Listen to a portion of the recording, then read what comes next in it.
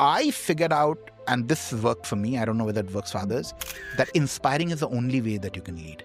You have to become the human being that they're so inspired with that they want to be you, they want to talk like you, they want to dress like you, they want your life. Let's put it this way. Like earlier, I would think, metaphorically speaking, that I run the life of 400 people. Let's say, assuming if my company had 400 people, I would run the life of 400 people. Today, I would probably think, that 400 people would run my life. What do you think you inspire them mostly with? To be the best version of themselves. Welcome to another episode of Extraordinary Leadership Podcast. My name is Dagmara Asbrook. I'm your host and founder of Extraordinary Leadership and partner to CEOs, executives, and founders who are building businesses, organizations, and legacies. I believe that we learn a lot and can learn a lot from other leaders' stories, especially if they are inspiring, especially if they bring lessons and wisdom. So this episode is focused on those important lessons and journey of one of inspiring person I recently met, Amit Grover, who is a founder of IP advisory company and who bring decades of global leadership and heartfelt purpose. Amit, welcome to the show today. Thank you, Thank you for being here. My pleasure. Thank you. Tell us about your story, and especially, those episodes that really, really shaped who you are today and what you do. Sure. To start with, I was born in New Delhi and born to a single mother who raised me doing multiple jobs. So childhood was not really easy. So I grew up in a very populated city, as you know, in India. And obviously growing up without a father has its own challenges. And to a great extent, my personality that you see today is probably a more refined and polished version. But going back, it was a major factor in shaping who I am and what I've become based on the experiences that I've gone through. Now, one would like to call it trauma because growing up in a very conservative background without a dad has its own challenges. But over the years, I've begun to kind of look at it more as an advantage and more what something gave me fuel and shaped my vision of life rather than trying to look at that chapter as something wrong that happened to me in life. But that only comes with perspective and journey. So anyhow, I grew up in India. I went to my high school and my undergraduate education in India. I started working pretty early in large multinational companies right after my undergrad. I got a great opportunity to go to New Zealand to do my full-time MBA.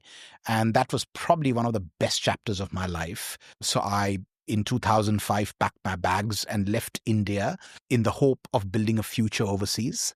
Went to New Zealand, Wellington, the capital city of New Zealand, and did my full-time MBA and then worked for a while here and there and then started Grover and Company. So that journey, why it's been probably one of the most important chapters of my life because that country helped me explore who I was without much judgment into the mistakes that I was making or trying to be somebody that I was not. The level of tolerance that New Zealand has towards people from all walks of life helped me thrive and flourish and really live the way I wanted to live without having much judgments into the way I should be living.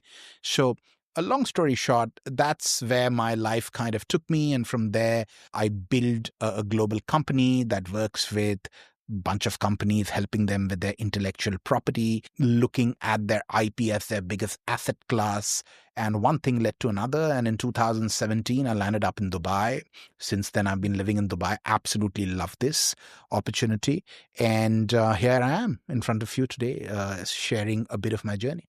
Well, thank you very much. And indeed, we enjoy that we both are in Dubai and can have this conversation in person, right? Absolutely. As we were chatting before. Something important landed when you're mentioning without judgment. Yes. I feel there is something to explore there. There's something shifted. Tell us more about it. Because I can imagine, when you are coming, there are so many beliefs and narratives you can be locked into. So I think to answer that question, one needs to understand about India. And especially the era where I was growing up, which was the late 70s, early 80s, India was not as liberal, didn't go through the transformation of economic transformation the way that you see today. So people were very close-minded in the way they kind of looked at the world or the way they believed somebody should be. Tolerance levels were very limited beyond your own scope and understanding. And, you can't blame them because if you haven't seen, you haven't seen. If you haven't explored, you haven't explored. So it's very easy to blame those people, but that's the reference point they came with. So growing up without a father was a highly traumatic experience as a child because you're constantly dealing with an absence in your life that is absolutely vital to the Indian society. It's like the status quo, husband, wife. I mean, people's normal is a husband, wife, and a child, irrespective of how dysfunctional that relationship might be. But if you, from outside, if you can see that, that's people's idea of normal. And I think, obviously growing up in an abnormal situation, which was not due to choice, but that's the cards that I was dealt with, have its own problems. I mean, growing up in, college, school, I had anger issues with the world, and I didn't know really where it was coming from, but it was coming from a point where people just didn't think that I was normal. And I had no choice in that because it was a choice that my parents took based on which I was the collateral damage. And I was trying to cope up with a mechanism, not being an adult, being a child, and trying to make the most sense of that situation that I had no idea how to deal with. The society was not very forgiving, if I might use the word. So when I talk about judgment, it's all about the way you grow, the way you perform in school, where you are a good sportsman or not, if you're good in studies or not. And obviously, since I was dealing with a lot of baggage given to me without my choice, I was a very distracted kid, which meant that I couldn't channelize my energies towards the right and the most positive angles of life. So I struggled in school, in academia, I struggled in sports, I struggled to be the popular guy, I struggled to fit into a group of people where I would be accepted. I felt that from my family to the world out there, to my friends, to my peers, to my colleagues, I was judged 24 hours a day for something that was really not my fault. And nobody had the intellectual capital to deal with that situation. I don't blame them because they'd never gone through that situation themselves. And they probably did the best of what they thought. But obviously it left a very deep scar, which later on became fuel in life. But, till such time that it didn't, it disturbed me. And, I must say that that was also one of my biggest barriers that I was facing, till I learned how to turn that around into my strength. And that's where the story starts. Yeah, that's where the story starts, yeah. So tell us what actually helped you, because totally listening to your story, first of all, I think I really appreciate that you said the word traumatic experience. Yes. And sometimes, when people think about trauma, they think about something really, really like very exclusive, just few people and very dramatic. Yeah. And many things can come in mind. Yes. But as a matter of fact, we all go through some level of trauma in the childhood, right? In your case, it was clearly what it was, and how it impacted you and how it impacted others, and how people are having difficulty to cope with it. Yes. Another thing is the first thing, to normalize it, to normalize that everybody has a different story and that everybody comes from different background. And I think that awareness, when thinking of you now, right, as a leader of a company and having people that you lead, right? Yes. That is such a importance to understand that every of your associates actually have a different baggage, have a different background. Sure. And maybe some of them actually have not even dealt with all of this baggage even, right? Because that's another thing that we assume. So going back to you, what helped you to shift? You mentioned something really nice. Until I realized how to turn it into strength. Yeah, so that realization didn't come purely on the fact that I'd moved to New Zealand. I mean, it was an amazing experience, but at some stage I thought that I was running away. And I remember hearing this maybe in a movie or in a podcast, I don't remember today, but the only way out in life is the way in. You cannot brush things under the carpet, not deal with it, hoping it to go away. It'll haunt you till your grave. The only way to deal with things is to take on absolutely head on, no matter what the consequences are.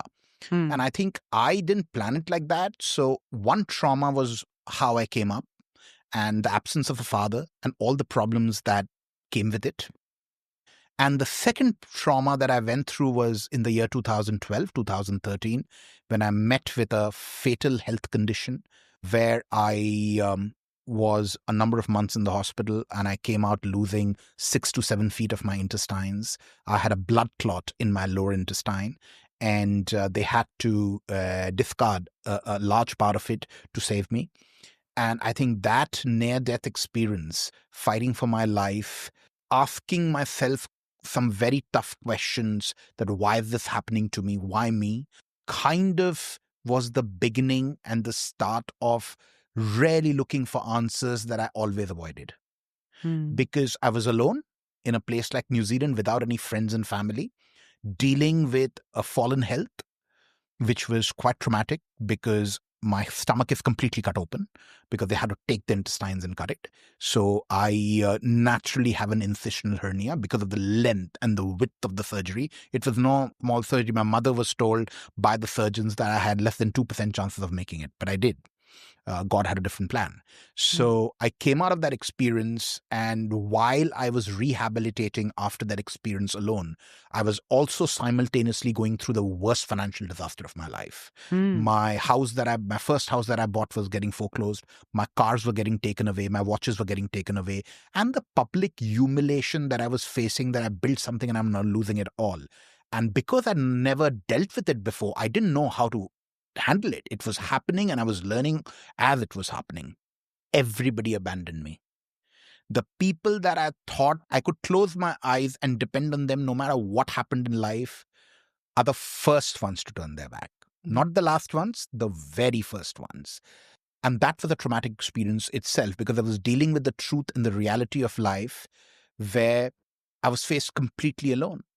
And today, I have a very different perspective about those people. At that time, there was a whole bunch of emotions, from anger to self-pity to frustration to playing the victim. But today, I've come to realize that the reason those people didn't come forward that I expected them to, not because I wanted them to help me financially or something like that, but I wanted them to become my moral support to deal with such a situation, is because they didn't know how to deal with this. They were probably embarrassed at some fact that if I asked them for money, which they might not have, how do they say no to me? And how do you tell somebody to deal with a situation that they've never dealt with? So I don't think they're bad people. It's just that they don't have the strength to deal with a turmoil of this magnitude and size, so don't ask questions you don't need answers to, So, I mean, it's different. But at that time, it was anger and disappointment and hurt. Today, I see them very differently, because I've come full circle. I've come out of that myself.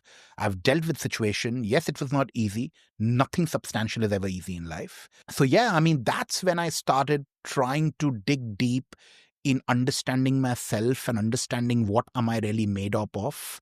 And, really going deep into those scars. And honestly, Dagmara, that gave me the strength that I've personally seen very few people have. I'm not trying to say that I'm the most strong person out here. I'm sure people have gone through amazing experiences themselves and they inspire the world. But I can only talk about myself. I've seen very little people in the situation that I'll tell you one instance when that was happening. I used to speak to my mother. She was probably one of the rare inspiration of strength.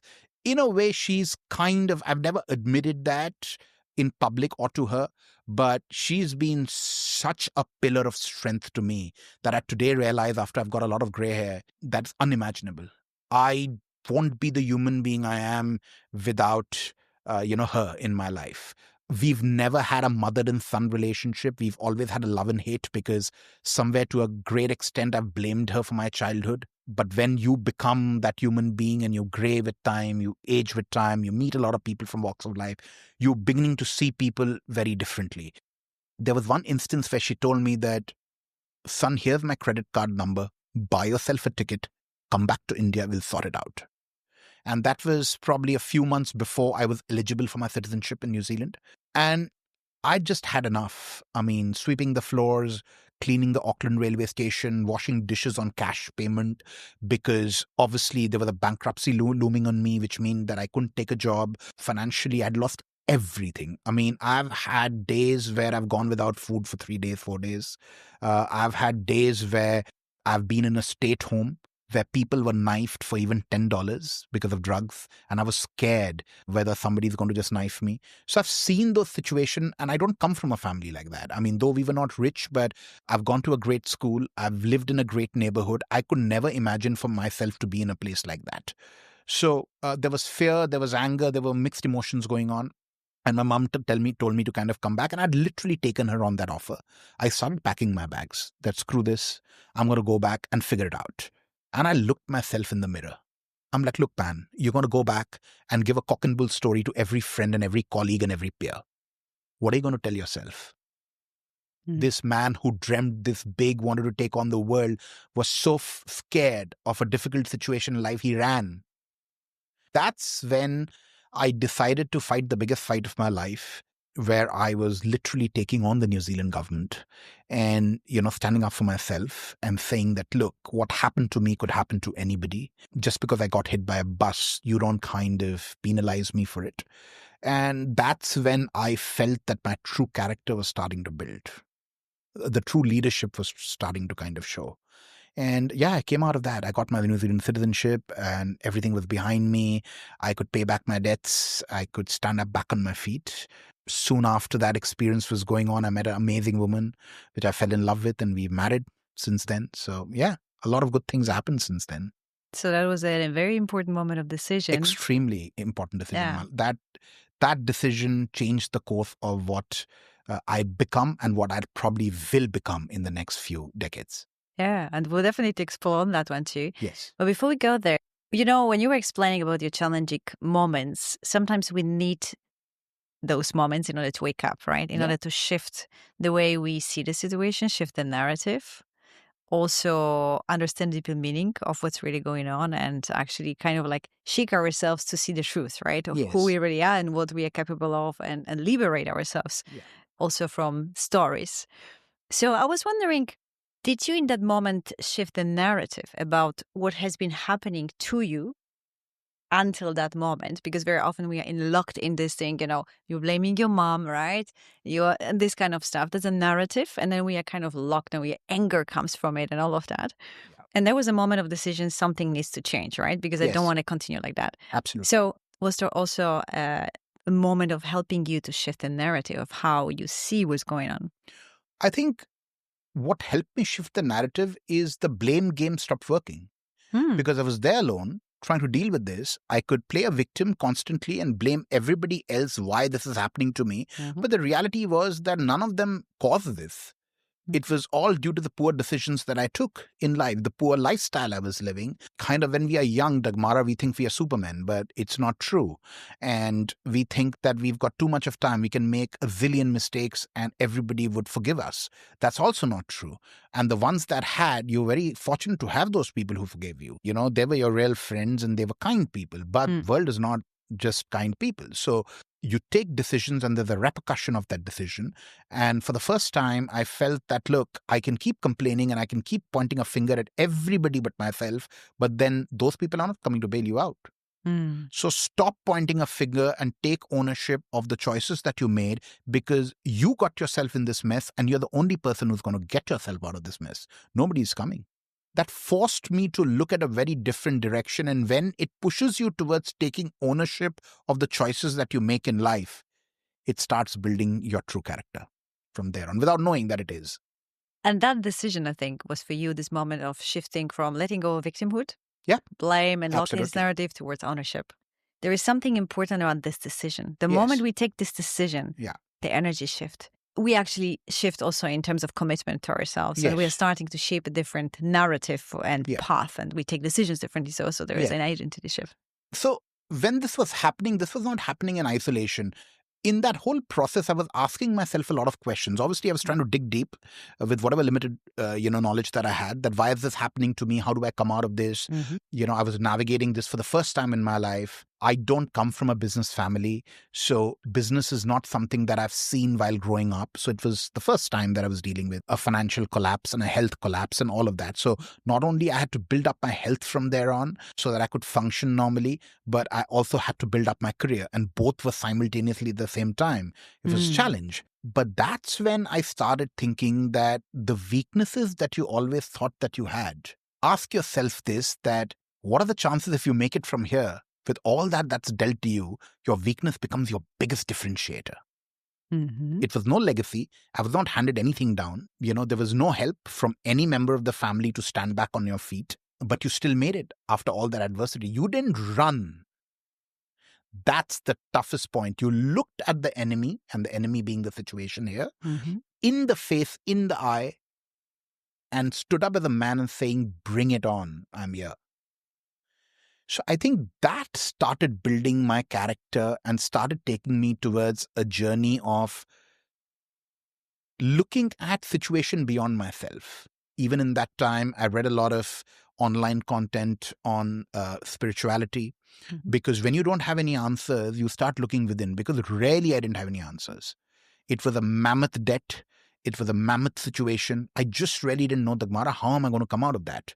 So when you have all answers finished, then you go to a higher power. That higher power means different to different people in the world. To me, it obviously meant my school of thought, where I come from. A lot of inspiration, strength, and clarity I got from Hinduism that I follow. And that's when something fundamentally had to shift. So I started with the easy part that I could understand. Number one, I'm like, all your vices has to go. So I quit smoking overnight. I quit drinking overnight. And I kind of gave up on animal food. So I gave up on non-vegetarian food. That was the start of cleansing in a way and looking at a very different life. I'm like, look, if you want to change something, some major shift has to happen. You can't keep going the way that you are, because the way you were got you here. Yeah. Now, something different has to get you out and maybe take you to another direction. So that's what happened. I started reading much about spirituality without knowing much about it. I don't come from a family where people are too spiritual. I think people are very pragmatic, very realistic, very logical. I was raised by my grandparents and my mother. I've not seen them go to the extent of spirituality in my life. All of that learning I had to do myself. And when I started getting deep into it, I started understanding that, yes, you can complain about all the things that you don't have, or you can be grateful about the things you do have. The concept of abundance was not taught to me. I experienced it and learned it while I was transforming myself, again, without a plan. I was just doing what I needed to do every day. I today feel that transformation was less about my effort and more about a higher power taking me to that path. Because there was not a plan that I wrote down and saying that day one, I'm going to do this, day two, I'm going to do it. I started doing small things to just build my health. Yeah. That I'm going to give up animal protein. I'm going to give up smoking and drinking. And everybody in the world will tell you that that's the right thing to do if you want to trying to get healthy and have a fit life. Yeah. I was almost 162 kilos. So I had to come down 30, 40 kilos just to exist in life. Otherwise, I would have been landed up in a heart attack in a hospital. What are you going to build if your health is not with you? Yeah. So those are things that was anyway people would talk about. So I started taking small steps because I was alone. I had no pressure of people, talking in your ears that you do this, do that. I'm like, look, I'm going to do the best that I know. It started with giving up things. And I've been a smoker for 17 years. Before that, I was smoking 30 cigarettes a day. And you drop it overnight. I threw the packet, never touched it. 2012 was the last cigarette that I had. We are sitting in 2025. Same with drinking and same with animal protein. Everything that I loved, maybe wrong things, I gave up. Everything that I didn't like, I picked up. As simple as that. There is no diet plan. There's nothing. Somebody told me, a very dear friend of mine in New Zealand who's an extremely good athlete told me, stop eating what you like and start eating what you don't like, because you like all the unhealthy things. That's why you are the way you are.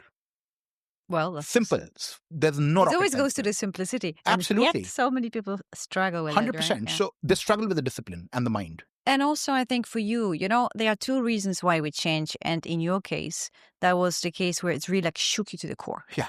And when the situation in life shake you to the core, you just don't want anything to bring you back to that life, right? You want a better path forward. Absolutely. So that decision is coming from a very, very strong, powerful place of I'll never go back. So what does I need to do differently? And I'm committing to that full, right?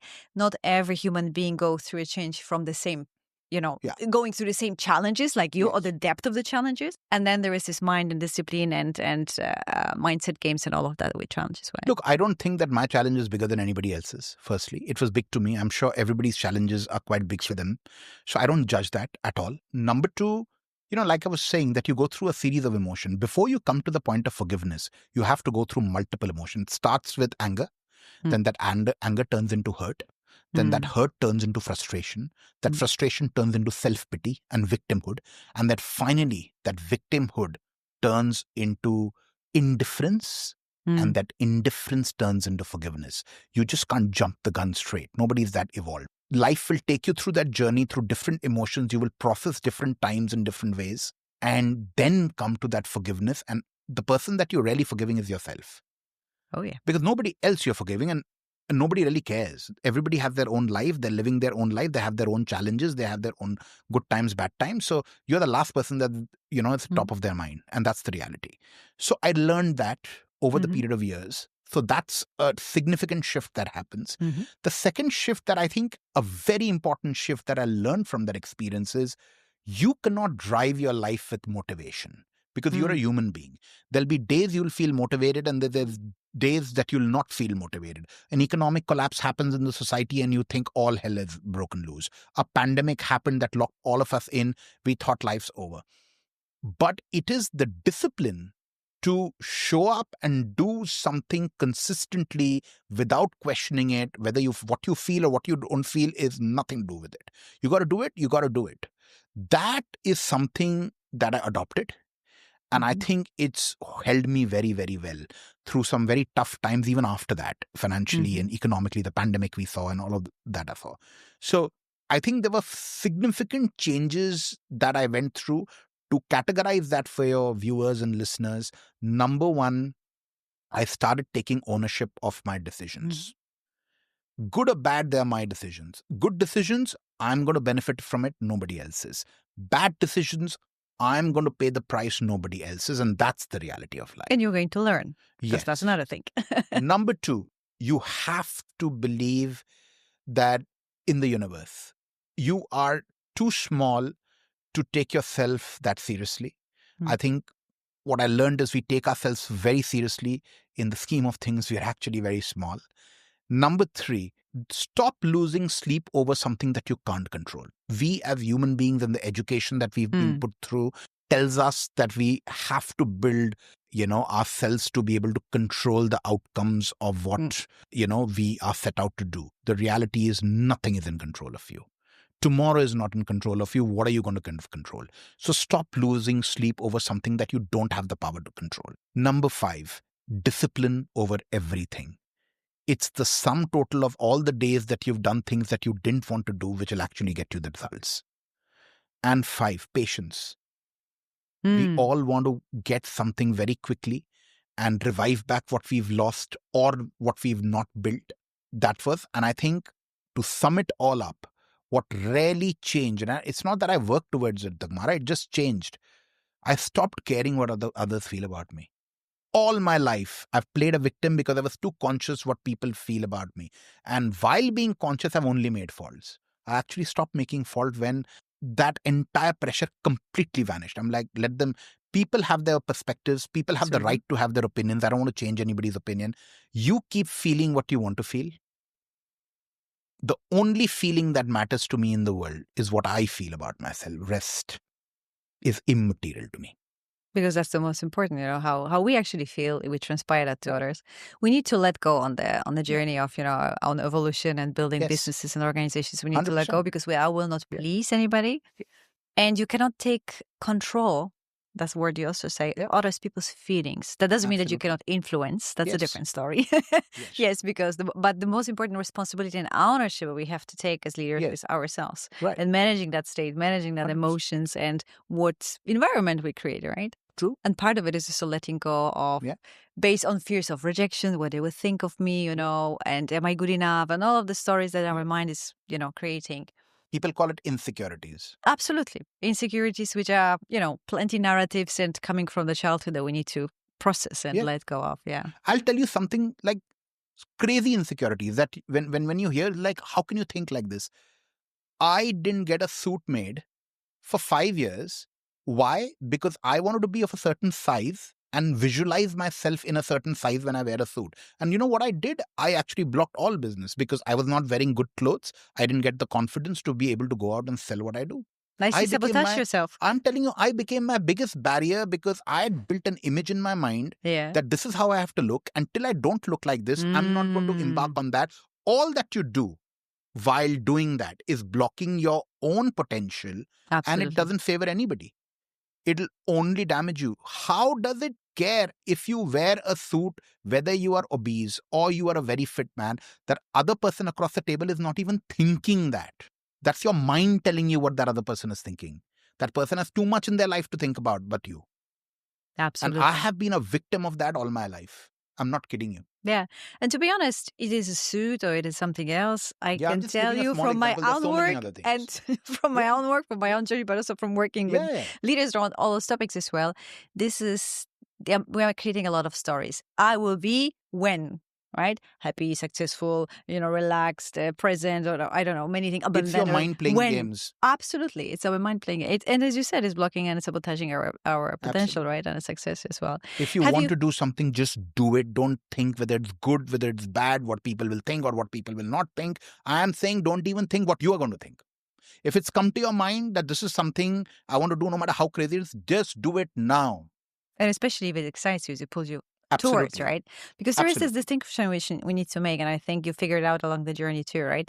Between I have to do it, I should do it, versus I truly want to do it. And in both cases, the fear and mind game will happen, but there is this, what you said before, divine orchestration also happening, right? And the path you pulled into, certain direction and inspiration and excitement, all and the different energy behind actually this is showing us the path. If we just listen and tune into this one. And I like what you mentioned before, and I was smiling because, yes, when you accept and understand that it's not, you don't need to have everything figured out, the 17 steps plan, how I go from here to here, but rather let and allow more, be open and be guided and take step after step and learn and reflect and observe and feel into it. That's actually how you much more guided and come closer. Honestly, I think the only thing we need to accept in life is ourselves. That's one thing that we don't. All these problems come from the fact that we don't accept ourselves. Absolutely. We accept somebody that we want to become, and that's not necessarily who we are. That's the very important. Biggest problem is accepting our own selves. The change starts from there. It is what it is. I have obese body, but it's not going to miraculously disappear. I'll have to work on it. It's going to be painful. You've not put on all this weight overnight, so it's not going to go overnight. So I think it starts with accepting yourself, and it starts with accepting your flaws. What I've kind of begun to learn, even in a little off the context, you don't really fall in love with a woman or fall in love with a man or whoever swings whatever way, no judgments, with the perfections of that human being. You actually fall in love with the imperfections. That's what makes us humans. Otherwise, it would be so boring living with a perfect human being, Yes. I'm accused by my wife of being an OCD on cleanliness and things like that, and organized, to a point that I keep everything 90 degrees. There's some crazy stuff. But generally, I've beginning to realize that something that attracts you a lot is not the perfection, it's actually the imperfection. Yes, there's repel, that leaves actually. a note in your mind. Yeah, that's how we build connection. Yeah.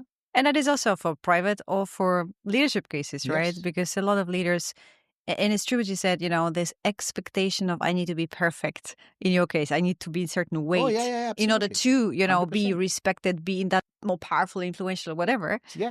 And then we are playing that game of becoming perfect version of ourselves, which will never be anyway. And then we are basically in this vicious circle of it is. where the Ask me acceptance. about it, mate. I mean, because it goes back to your very, very childhood when you were judged for the things that happened to you without your doing it. And it plays around. It's so difficult to get yourself out of the system because, look, when a child is still about 7 years old, those are the formative years. Any trauma that you go through in that phase remains with you all your life. I'm not saying that, and success and failure has nothing to do with it. You just become the human being, which is not the most easy person because of those experiences that you've dealt with. And there are very few people that can understand such a human being because they've not gone through those experiences themselves. So that has haunted me. I don't know about others, but I can only speak about myself. That's haunted me for literally like 36, 37 years of my life. I wish I could be this evolved 20 years back and I would have that headroom and that leeway to, I don't know, beware. But the sooner the better for most people. Yeah. Yeah. I mean, what happens between 0 and 7, our programming is Yeah. basically ingrained. So in any experiences, we go through. And I can tell you also, I had my traumatic childhood as well, different story. And you'll be surprised how many people, that's how I discovered, now as partnering with different leaders, all of us have a story and all of us need to liberate ourselves from Yeah. something. Yeah. Some don't take ownership Yes. for it. Some still are in this, like what happened now is now, but they never reconciled that. Yes. Many are in improving stage of, Yes. not accepting themselves where it comes from, Yeah. being very, very critical to themselves, not Yes. ever feeling enough. Yeah. And that is kind of never serving the human being, the leader itself, but it doesn't serve the organization either, because you cannot build successful and thriving organization and, develop, empower people and build trust if you yourself deal still with it consciously or unconsciously, because a lot of that happen actually unconsciously. People aren't aware as well about it. So, and for you, of course, in your life brought you to the moment that you didn't have a chance to look inside yourself, right? Yep. Being on the 2% of survival. I mean, I mean, my back was against the wall in every aspect of life. I was about to get married to this girl that I was dating, and she bailed on me. I was, before my situation, that is, I was going through a financial collapse, a mammoth financial collapse. And I went through a health collapse, all happening in the same vicinity. And just before all this happened, I'd lost the most important human being of my life, my grandmother, who actually raised me. It's not my mother who raised me. It's actually my grandmother who put me through school every single day, cooked my tiffin, gave me lunch, gave me dinner, got my homework done day in and day out, sat with me the whole night when I was not well. It's my grandmother who looked after me like a mother. My mother was working. So my relationship with my mother and the time that I spent with my mother was absolutely minuscule. I would come back from school. I would not see her for days because she would come back late at night and I would go early in the morning to school. There were days like I would not see her from Monday to Friday, only on the weekends. That is my remembrance of my childhood. Very little time with my mother. Yeah. But it's my grandmother, and I lost her a couple of years before all this happened. And that's when the financial collapse started happening. I didn't know that, but that's when now that I look back. And then the girl I was dating, I was very serious about marrying her. She bailed out. And then this whole collapse happened. And it's just one after blow without getting any respite of how do I handle this, man. And thank God it happened, because I won't be living the life that I am if all that didn't happen. I won't be married to this amazing woman that I am. She's my biggest fan. She's never questioned my ability, even when I was bankrupt. She could have had the pick of the litter, Dagmara. She's an Ivy League graduate. She could marry anybody she wanted to. She married me because she had faith in me. How could I let that faith down? You see, so many things were meant for you. 100%. And that is how you look it back, 100%. probably. And there was a lot of clearing along the way. Yeah. So how all of that, has influenced the way you lead and build your organization? I think the way I lead has partly a role in all the personal things that happened to me. But I think I have learned over the years to segregate and separate my leadership styles. So in a way, the easiest way to understand that is I wear two hats. One is Amit Grover in person, what I'm with my wife, what I'm with my friends in a personal capacity, my spirituality, my way of life, my thought process. As a leader, I'm very different because I'm leading a bunch of people that come from diverse backgrounds, which come with diverse lives, and they have very little tolerance to my traumas in life. So I realized over years that leading through all the extrinsic and intrinsic motivation is really pointless, because you can only give them that much money. Somebody can pay you more than you. Job satisfaction is literally negligent in today's day and age because things are changing so fast. People want more of a challenge, want to earn more, want to do different things. I figured out, and this worked for me, I don't know whether it works for others, that inspiring is the only way that you can lead. Your people have to be you have to become the human being that they're so inspired with, that they want to be you, they want to talk like you, they want to dress like you, they want your life. Only then they give you the output without you even asking them. And I think inspiring people is the only way to A, build employee retention, and B, unquestioned loyalty. Because till the time they are with you, they have a chance of becoming you. So constantly I'm bettering myself. Constantly I feel that I can't let them down. Somehow I feel, because of the experiences that I've gone through, I literally lost my business. There was nothing. That the people who, in spite of knowing my background, wanted to align themselves with me must have had some degree of faith in me, like my wife did. Yeah. So if even after so many failures, people have faith in you, you need to kind of keep that faith and prove them right. Because if you lose faith of people, what else is left? You might have all the money in the world, but if nobody trusts you, I mean, you find yourself in a very lonely place. You need to have faith and trust in you first, right? Yeah, yeah. So I think because when I lost everything and when everybody left, then the people that eventually came, I had a very different way of looking at them. Let's put it this way. Like earlier, I would think, metaphorically speaking, that I run the life of 400 people. Let's say, assuming if my company had 400 people, I would run the life of 400 people. Today, I would probably think, that 400 people would run my life. That's what's changed, the way I see things. So you're kind of They are my them. assets. They are what makes me live the way that I do. The day I start compromising that, I won't have anything that I do. So 2 questions out of it. First, what do you think you inspire them mostly with? Because there are probably many things that you can inspire them with. But what do you think? Only one thing. Yeah. To be the best version of themselves that never dreamt of. So firstly, you have to understand human beings, and that's a lot of work. Everybody wants something different from their own life. No two people are the same. So you can only lead when you understand your team. You understand everybody's desires and wants and needs are different. And within that framework, you'll have to help them, mentor them, guide them, train them to be the absolute best version of themselves. You'll have to make them realize that they can touch the stars without they telling you that. So believe in them as well. It's like, in a very simple way, I want to make my people so rich that they don't need to work ever in their life. I want to give them 100% financial freedom. I believe if I can make my team that wealthy and I can make all of them financially free, the compounding effect of that on my wealth is going to be significant multiples. So now I imagine why they want to stay, right? I mean, it's a very big factor in today's day and age. Of course. Yeah. Especially in a city like Dubai. Yes. And I think what you said is like you're vested in their growth, evolution, and success. Genuinely. And that is what they feel, and that is why they are inspired, and that's what keeps them safe. Because, as you said, there are so many different jobs and changes and how people can make money and grow themselves and stuff. But yeah, you nicely summarized it. They want to learn from someone that believes in them, that have gone through certain things as well, that exudes confidence and trust himself and trust in them. Absolutely. And I like that the mindset shift that actually happened for you from a leadership point of view. Like, it's not they work for me, actually I work for them. 100%. It's like, I'd like to think myself as probably what an ideal prime minister of a country thinks about themselves. They're voted and elected by the people for the people.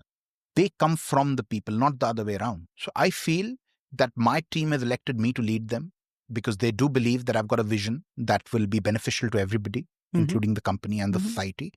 And I just feel tremendous pressure of not letting them down. I mean, I can play that card that I'm a human being and I'm bound to make mistakes. So be it, then also learn how to recover from it. I do believe that leading is much about inspiring people to be the best version of themselves than trying to throw more money or more material things at them or trying to kind of build a brand that they are shared. I have struggled because I've worked with big MNCs in life. And, when I branched out in business, I obviously wanted to be very big. I was immature. I had just started business. So, naturally, it's quite natural to want more money and more power and more fame. But with time, I've begun to realize that power and money and fame will come and go. There are different economic cycles. In some cycles, you will do well, in others you won't. Some will be very trying times. Others will be very great times. I'm building legacy. I want to live beyond I live. How do you achieve that? That's what I'm working towards. I just don't want to die for the next 600-700 years. How can I make that happen? As a human being, I will die. But how can I leave something behind that lives for hundreds of years beyond me? I don't know whether I'll be able to achieve that or not, to be very honest, but that's what I'm working towards. not the next big car, not the next most expensive suit or the Hermes bag for my, wife. Because let's face it, in the school of thought that I am completely invested in, you come with nothing, you go with nothing. All that is going to be left behind.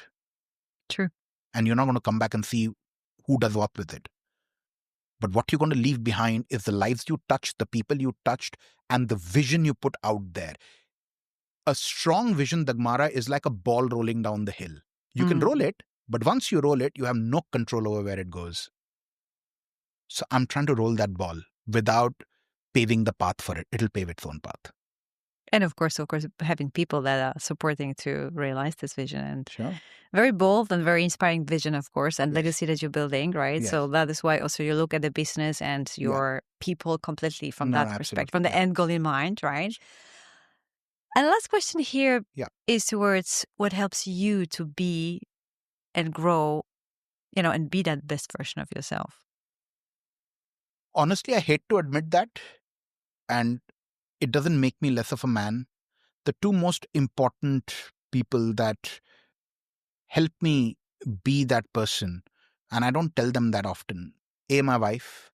I look at her beautiful face every morning that I wake up, and it's that unshakable faith in me. And look, I'm not an easy person to live with. I'm a very difficult person to live with. My traumas, my insecurities that I've lived all my life, she's now part of that.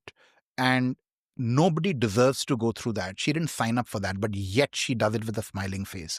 I couldn't be more thankful to that woman in my life. I don't know about tomorrow, but the faith that she's put in me, the love and the affection that she gives me, unquestioned, I don't think I can pay back ever. With an amount of money, I can't, pay it back. My way of expressing love, Dagmara, is very different from people. I'm not that very affectionate husband. I'm shaped by my experiences and my background. But I can tell you that if I would be eternally in love with somebody, it probably would have been her in every lifetime. And the second, my mother, that I have a hate and love relationship with, but the level of strength that woman has given me to fight the level of adversities that I've seen. I'm yet to see a person like that in my lifetime. I'm sure there are 7 billion people in the world. I'm sure they're strong people. But she's been a rock, literally a rock, helping me come through some extremely tough moments that challenge your whole existence. These are the two women. And women. We are nothing without our women. I mean, literally, I don't know about other men, but my life has been a factor of my grandmother who brought me up, my aunt who showered a lot of love on me like a mother, like a second mother. And she's had a huge influence in my life, no doubt about that. And my mother, of course, and now my wife. So if I'm anything in life, I don't think that I'm some great guy. I'm just an average guy trying to kind of live an average life and think big and dream big. God knows whether I'll achieve it or not. But it's these women in my life who've made me who I am. I would be nothing without these women. Because never had a father, right? Never had a male figure. So these were the people who raised me. Strong women. Wow, beautiful message. And I hope they listen, or some of them at least have opportunity to listen to this podcast, this episode, and that becomes also a moment of acknowledgement for them as well. Yeah. Yes. Amit, thank you very much for this conversation. There's so much wisdom and interesting twist that life took you in order to discover the right path, let me say, the path that you are walking, and amazing legacy and vision that you are holding about yourself, about leadership, about your business, and about people that you serve. What would you like to leave the listeners with, like the last invitation or message? In life, whether it's your personal life, your relationships, your friendships that you share with everybody, or it's your work or profession, one piece of advice I would leave behind is don't give up. You never know what across the river means. You don't have the vision to see that far. We are very small in front of the world and the universe. Just because something terrible is happening today, think of it rather than terrible a learning experience, because something much bigger is waiting for you and it's preparing you. You just don't get something bigger without being ready for it. That's true. Forever this one exists. Yeah.